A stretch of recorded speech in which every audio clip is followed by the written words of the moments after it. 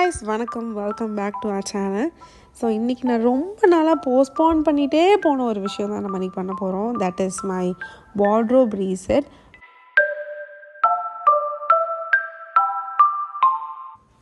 யூஸ்வலாக நான் க்ளீனிங் பண்ணுவேன். நான் எப்போல்லாம் என் மைண்ட் வந்து ஒரு மாதிரி லோவாக டிப்ரெஸ்டாக ஃபீல் ஆகுதோ க்ளீனிங் பண்ணால் கொஞ்சம் ரெஃப்ரெஷிங்காக இருக்கும். அந்த பிளேஸை சேஞ்ச் பண்ணும்போது நம்ம மைண்டு சேஞ்ச் ஆகும் அப்படிங்கிறது வந்து என்னோட ஒரு பிலீஃப். அதுக்காக நான் எப்போவுமே வந்து ஒரு மாதிரி லோவாக இருந்தேன்னா அந்த வேலையை பார்ப்பேன். அந்த மாதிரி ஒரு டைம் பார்த்த வேலை தான் எனக்கு இப்போ வந்து டபுள் வேலையாக வந்து நின்றுருக்கு. ஒரு டைவர்ஷன் வேணும் அப்படின்னு சொல்லிட்டு ஸ்டார்ட் பண்ண விஷயம் தான் இது. என்னோட கபோர்டில் இருக்க திங்ஸை என்னோட ஹஸ்பண்ட் கபோர்டுக்கு ஷிஃப்ட் பண்ணிவிட்டு என் ஹஸ்பண்ட் கபோர்டில் இருக்க திங்ஸ் எடுத்து எனக்கு ஷிஃப்ட் பண்ணலாம் அப்படிங்கிறது தான் என்னோட பிளானாக இருந்துச்சு. இதை ஸ்டார்ட் பண்ணும்போது ஒரு இன்ட்ரெஸ்ட்டோட ஒரு ஆர்வத்தோடு தான் நான் ஸ்டார்ட் பண்ணேன். ஆனால் வந்து அது பாதியிலே நான் விட்டுட்டேன். அது பாதியிலே விட்டனால எனக்கு இந்த 1 மந்த்தாக வந்து ஆக்சஸ் பண்ணுறதுக்கு ரொம்ப கஷ்டமாக இருந்துச்சு. பாதி திங்ஸ் இங்கே இருக்கனாலையும் பாதி திங்ஸ் இன்னொரு கபோர்டில் இருக்கனாலையும் எனக்கு குழப்பமாக இருக்கும். மாற்றி மாற்றி போய் கபோர்டு திறந்துட்டு இருப்பேன். இந்த விஷயத்தை எடுக்கிறதுக்கு வேறு கபோர்டையும் மாற்றி மாற்றி பண்ணிகிட்டு இருந்தேன்.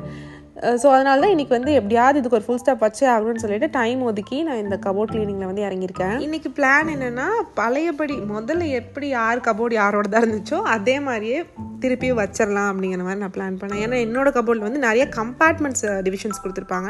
ஸோ அதனால் வந்து எனக்கு கரெக்டாக குர்த்திஸ் ஒரு பக்கம், வெஸ்டர்ன் வேர் ஒரு பக்கம்னு மாற்றி மாற்றி வைக்கிறது கரெக்டாக இருந்துச்சு. என்னோடய ஹஸ்பண்டோட கபோர்டில் வந்து ஹேங்கர்ஸ் நிறையா இருக்கும். அந்த ஹேங்கர்ஸை ஃபுல்லாக என்னோடய கார்ட் செட்ஸ் அண்ட் குர்த்திஸ் எல்லாம் ஹேங் பண்ணுறதுக்கு நான் யூஸ் பண்ணிப்பேன். கீழே மற்ற இடம் வந்து கம்பார்ட்மெண்ட்ஸ் கம்மியாக இருக்கனால அது அவரோட ஷர்ட்ஸ் அண்ட் டிஷர்ட்ஸ் பேண்ட் எல்லாம் வைக்கிறது கரெக்டாக இருக்கும்னு சொல்லிட்டு அந்த கபோர்டு பேண்ட் எல்லாம் ஆர்கனைஸ் ஹேங்கர் வந்து நான் மிஸ்டர் DIYல வாங்கியிருந்தேன்.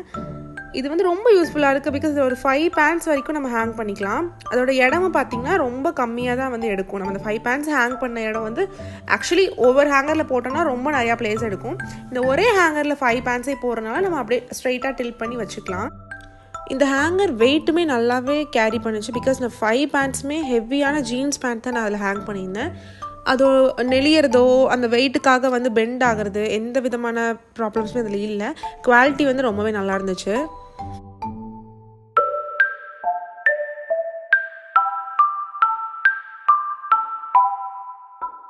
ஃபர்ஸ்ட் நான் என்னோடய ஹஸ்பண்டோட பேண்ட்ஸ் எல்லாமே ஷிஃப்ட் பண்ணிட்டேன். ஒரே ரோலே வந்து நான் ஷர்ட்ஸ் அண்ட் தென் பக்கத்தில் வந்து 2 rows ஆஃப் பேண்ட்ஸ் வந்து அரேஞ்ச் பண்ணிக்கிற மாதிரி பார்த்துக்கிட்டேன்.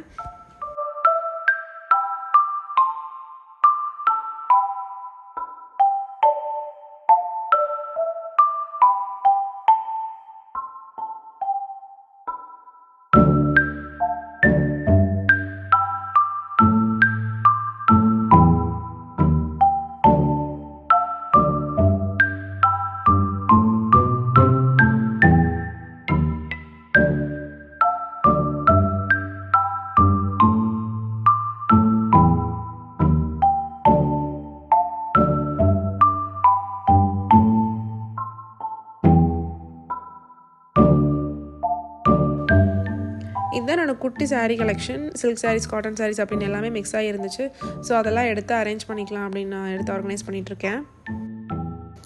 வார்ட்ரோப் ஆர்கனைசேஷன் பொறுத்த வரைக்கும் நம்ம எதை அதிகமாக ஆக்சஸ் பண்ணுறோமோ அது நம்மளுக்கு கை கெட்டுற மாதிரியே இருந்துச்சு அப்படின்னா நீட்டாகவே மெயின்டைன் ஆகும். ஸோ சாரீஸ்லாம் நான் ரேராக வியர் பண்ணுறேன் அப்படிங்கிறனால அது டாப் ரேக்கில் வச்சிட்டோன்னா அது டிஸ்டர்ப் பண்ணாமல் இருக்கும். எப்போ தேவையோ அப்போ மட்டும் நம்ம அதை எடுத்து ஆக்சஸ் பண்ணிக்கலாம். மற்றதை எடுக்கும் போது அது டிஸ்டர்ப் ஆகி மறுபடியும் அது கலைஞ்சு போய் அதை இன்னொரு டைம் அரேஞ்ச் பண்ணுற வேலை. சாரீஸ் அரேஞ்ச் பண்ணும்போது நான் ஒரு ஷீட் கீழே போட்டிருப்பேன், நீங்கள் பார்த்துருப்பீங்க. இது வந்து ஆக்சுவலி ரொம்ப யூஸ்ஃபுல்லாக இருக்குது. நியூஸ் பேப்பர் போடுறதுக்கு பதிலாக ஒரு நீட் லுக் இருக்கிறதுக்காக நான் இது வாங்கியிருந்தேன். கிரிப்பாகவும் இருக்குது. அட் த சேம் டைம் நம்ம கபோர்ட் வந்து அவ்வளோக்கா டர்ட்டி ஆக மாட்டேங்குது. நம்ம அதை போட்டு வைப் பண்ணுறதுக்கு பதிலாக வேணுங்கும் போது அந்த ஷீட்டை மட்டும் எடுத்து நம்ம க்ளீன் பண்ணிவிட்டு மறுபடியும் ரீப்ளேஸ் பண்ணிக்கலாம். அடுத்ததான் ஒரு முக்கியமான பாட்டுக்கு வந்திருக்கோம், என்னோடய ஆக்சசரிஸ்லாம் அரேஞ்ச் பண்ணுறது. இதுக்கு முன்னாடி பார்த்திங்கன்னா நான் என்னோடய கபோர்டுக்குள்ளே தான் வச்சு என்னோடய ஆக்சசரிஸ்லாம் ஆக்சஸ் பண்ணிகிட்டு இருந்தேன். அது வந்து ஒவ்வொரு டைம் எடுத்துகிட்டு திருப்பி அதில் வைக்கிறது வந்து ரொம்ப கஷ்டமாக இருந்துச்சு. ஸோ ட்ரெஸ்ஸிங் டேபிள் வந்து நான் இல்லைன்னு சொல்லிட்டு ஆல்ரெடி ஒரு வீடியோவில் ஷார்ட்ஸில் நான் மென்ஷன் பண்ணியிருப்பேன். ஸோ அது நான் ஒரு செஸ்ட் ஆஃப் ட்ராயர் தான் வாங்கலான்னு பிளான் பண்ணியிருக்கேன். ஸோ அது வர்ற வரைக்கும் இந்த பெட் சைட் டேபிள் தான் என்னோடய skin care, makeup and accessories வைக்கிறதுக்காக யூஸ் பண்ணிகிட்ருக்கேன். அதனால் கபோர்டில் இருக்கிறது எல்லாத்தையுமே எடுத்து இந்த பெட் சைட் டேபிள்குள்ளேயே வந்து ஃபிட்டின் பண்ணி வச்சிடலாம் அப்படிங்கிற மாதிரி பிளான் பண்ணி தான் க்ளீன் பண்ணி எடுத்து வச்சுட்ருக்கேன். இதெல்லாம் முடிச்சுட்டு வந்து ரெஸ்ட் எடுக்கலான்னு நினச்சேன். ஆனால் வந்து அது பண்ணல. க்ளீனிங் பொறுத்த வரைக்கும் எங்கே ஆரம்பிக்கிறோம் எங்கே முடிக்கிறோம் நமக்கே தெரியாது. இது மட்டும் முடிச்சிடலாம் அப்படின்னு சொல்லிட்டு தான் வார்ட்ரோப் எடுத்தேன். அதுக்கடுத்து சரி ஆக்சசரிஸ் போனேன். அதுக்கப்புறம் மேலே ஃபுல்லாக டஸ்ட்டாக இருந்துச்சு. சரி அதை வந்து கூட்டினா திருப்பி கீழே விழுங்குன்னு சொல்லிட்டு வேக்கம் பண்ணிட்டேன் ஃபுல்லாத்தையும். அண்ட் தேவையில்லாத விஷயம்லாம் வெளியே இருந்துச்சு. ஸோ ஸ்பேஸ் சேவ் பண்ணுறதுக்காக எல்லாத்தையும் தூக்கி நான் என்னோடய பெட்டுக்கு அடியில் இருக்கிற ஸ்பேஸில் வந்து ஃபுல்லாக ஆர்கனைஸ் பண்ணி வச்சுட்டேன்.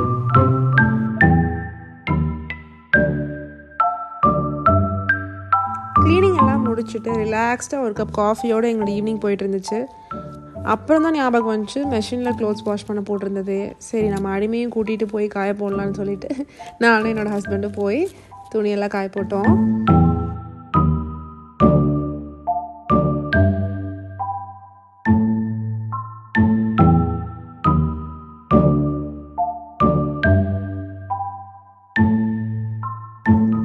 மாடியில் பயங்கரமாக காற்றடிச்சிச்சு. என்ன ஆடி மாதம் ஸ்டார்ட் ஆகிறதுக்கு முன்னாடி இவ்வளோ காற்றடிக்குது 2 பேரும் பேசிகிட்டு காய போட்டுட்டு இருந்தோம் துணியெல்லாம்.